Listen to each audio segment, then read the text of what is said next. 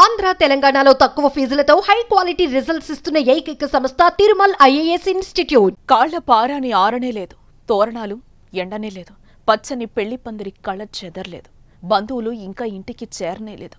ఇంతలోనే ఆ పెళ్లింట మహావిషాదం చోటు చేసుకుంది. 3 ముళ్లు పడిన 3 రోజుల్లోనే ఆ నవవధువు బలవన్ మరణానికి పాల్పడింది. పుట్టింటి మెట్టినింటి వారికి తీవ్ర శోకాన్ని నింపింది. కన్నీళ్లకే కన్నీళ్లొచ్చే ఈ ఘటన ప్రకాశం జిల్లాలో చోటు చేసుకుంది.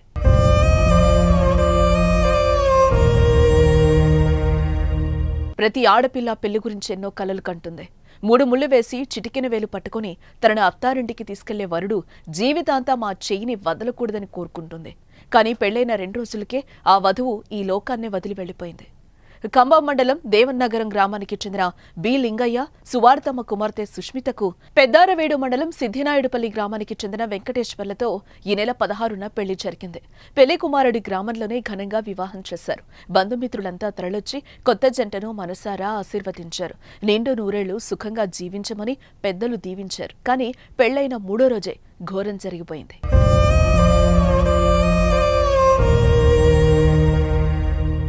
ఆదివారం పెళ్లి కాగా సోమవారం ఉదయం సుష్మిత, వెంకటేశ్వర్లు దేవనగరం వచ్చారు. అదే రోజు రాత్రి తొలి రాత్రి కార్యం కూడా జరిపించారు. మరుసటి రోజు అంటే 18వ తేదీ రోజు కూడా సుష్మిత అంతా బాగానే ఉంది.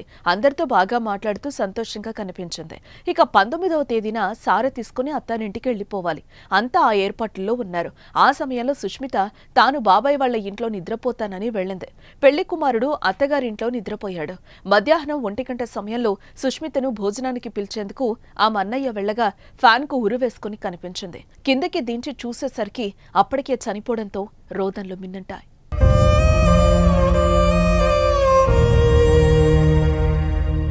వివాహం జరిగి రోజుల్లోనే చనిపోవడంతో అటు 2 కుటుంబాలు కన్నీరు మున్నీరవుతున్నాయి. సుష్మిత మరణానికి ఇష్టం లేని పెళ్లే కారణమని వరుడి కుటుంబ సభ్యులు ఆరోపిస్తున్నారు. మరి దీంట్లో ఎంత నిజమో తేలాల్సి ఉంది. ఏదేమైనా నవవధువు మరణంతో దేవరనగరంలో విషాద ఛాయలు అలుముకున్నాయి.